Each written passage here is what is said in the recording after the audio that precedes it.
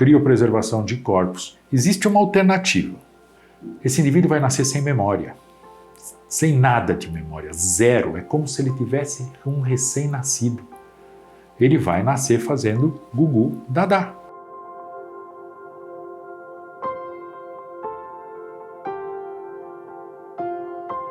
O que é criogenia? A criogenia é uma ciência que mantém células e tecidos vivos através do frio. A criogenia teve seu início em 1982 e de lá para cá ela vem sendo muito utilizada para guardar inicialmente peles e ossos para tratamentos de fraturas e queimaduras, óvulos para poder se fazer fecundação artificial, espermatozoides e mais recentemente células, basicamente células-tronco para tratamentos futuros. Como funciona uma criogenia? Uma criogenia, aqui no Brasil, existem várias técnicas, mas a técnica mais usada e que se usa aqui no Brasil é através de nitrogênio líquido. O nitrogênio é um gás, faz parte do nosso ar. 78% da composição do nosso ar é nitrogênio. Portanto, é um gás não tóxico. Quando nós conseguimos transformar esse gás em líquido, o nitrogênio mantém uma temperatura de menos 196 graus. Para vocês entenderem melhor o que é essa temperatura, um freezer de casa chega no máximo a menos 20. O nitrogênio mantém menos 196. Mas, para tudo isso, precisa de uma técnica muito apurada para se fazer isso. E eu vou explicar o porquê.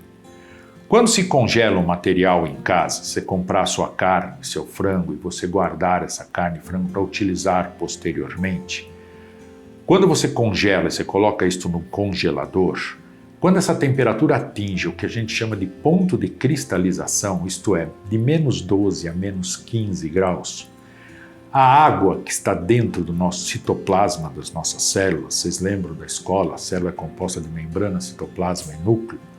O citoplasma tem várias funções, o citoplasma tem muitas organelas, mas ele é composto de 80% de água. A água que está dentro do citoplasma, ela começa a formar espículas e ela então dilata, ela começa a se expandir. E essas espículas, elas então perfuram a membrana. Este material tem validade, por isso que mesmo congelado nós temos um prazo de validade, porque esse material continua evoluindo.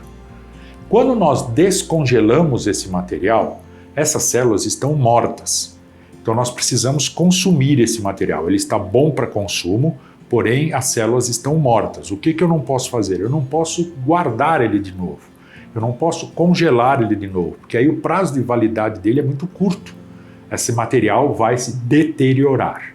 O que nós fazemos quando nós usamos então a criogenia para preservar células e tecidos? O que nós fazemos é preparar esta célula com produtos que vão modificar a osmolaridade da água dentro dessas células e vão fazer que quando nós chegarmos ao ponto de cristalização, esta água não vai formar espículas e não vai se expandir. Portanto, não vai romper as células, não vai matar as células. Quando eu descongelar este espermatozoide, este óvulo, esse tecido, as células, essas células vão estar vivas. Por isso, a criogenia é muito importante, principalmente para os bancos de criopreservação, esperma, de óvulos, de células-tronco e outros mais. Muito bem, isso é o que nós fazemos com pequenas quantidades. Nós congelamos células-tronco, nós congelamos 500 milhões, congelamos 1 bilhão de células e nós conseguimos fazer essa preparação célula por célula. Vamos puxar agora um segundo assunto para comparar, para vocês verem como isto é diferente. Quando nós falamos em congelar corpos, tá? Nós estamos aí assistindo um documentário muito interessante da Netflix com uma criança de 2 anos que teve um raro câncer na cabeça e morreu. E seus pais quiseram congelar o cérebro desta criança para um dia essa criança poder voltar à vida. Como existem mais de 300 pessoas que congelaram seu corpo todo para poder um dia a família fazer voltar. Isso é um procedimento que tem um fundo emocional muito forte. É o caso da preservação da vida. É o caso de tentar superar a morte. Então, o meu pai morreu e eu vou congelá-lo, eu não vou internar, porque eu sei que um dia a tecnologia vai poder fazer ele voltar. E aí nós temos graves problemas. Nós temos o problema de quando esse indivíduo, se por acaso um dia tiver essa tecnologia para voltar, ele vai estar muito distante daqueles parentes. E nós vamos ter o problema de que, por maior que seja a tecnologia usada para esta criopreservação, nós vamos ter uma quantidade de células que romperam-se, que perfuraram as membranas. Porque não é possível você fazer isso com 70 trilhões de células no indivíduo que já morreu, que parou a circulação, que você não tem mais acesso a 100% dessas células.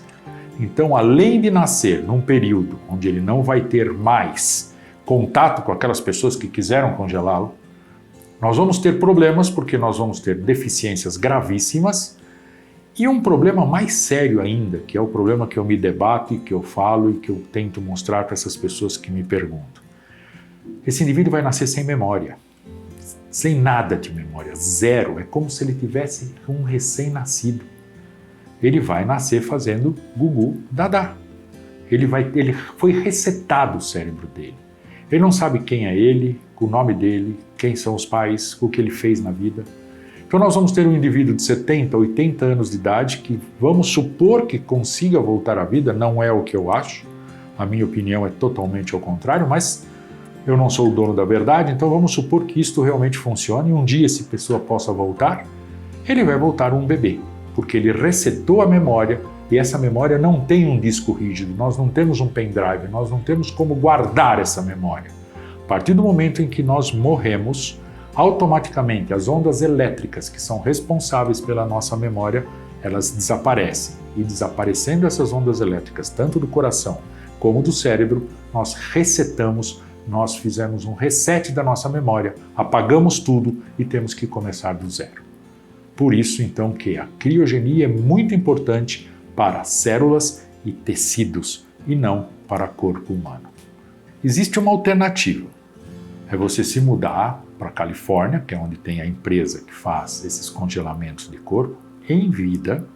Então você está em estado terminal, você ir para este local e ainda em vida você ir tirando o sangue de um lado e injetando os produtos protetores do outro. Só que isso seria eutanásia.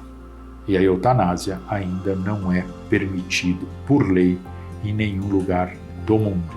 Então isto seria uma possibilidade de você ainda recuperar e ter uma muito pouca perda de células no nosso organismo.